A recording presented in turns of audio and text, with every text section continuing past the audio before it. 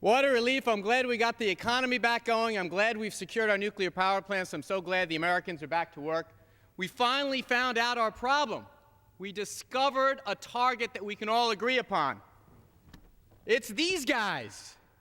This is a problem. It's Click and Clack, the Tappet brothers. We're finally getting rid of them. Thank God we solved this problem for the country. Now let's look at the record here. For one, they talk in that Boston accent. Car talk? It's a car. It's a car, ladies and gentlemen. I need to call Congressman Capuano whenever they're on the air. Secondly, they talk about master cylinders and slave cylinders. It's kinky. I am glad my Republican friends are finally getting to the bottom of this. And then with all the giggling and snorting that they do every weekend on their show, it's got to be some kind of a code. They're clearly talking to the Russians or the Chinese or something with all that giggling and snorting. It is fine. I'm so relieved that we had this emergency session, that we waived the rules of the House that require 72 hours, so we finally get these guys off my radio.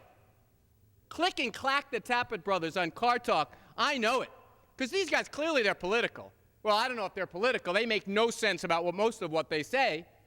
But you know what? I'm glad we're finally not going to have to listen to them. I'm glad the Republican Party finally said enough of Click and Clack, the Tappet brothers. That clearly was what the American people said in campaign 2010. It's in their contract with America or something, right? Get rid of Click and Clack. It's about time. I have to tell you something, because the last thing we want is informative solutions to how we fix our cars and the Car Talk puzzler. And think about all the people we're finally going to put out of work. You know, their customer care rep. Hey, would you buzz off? I'll tell you how to spell this later, I say to the stenographer. And the director of ethics, you lion sack. All of these guys that finally are going to be taken off the public payroll, the Republican Party, no one can say they're not in touch. They get it.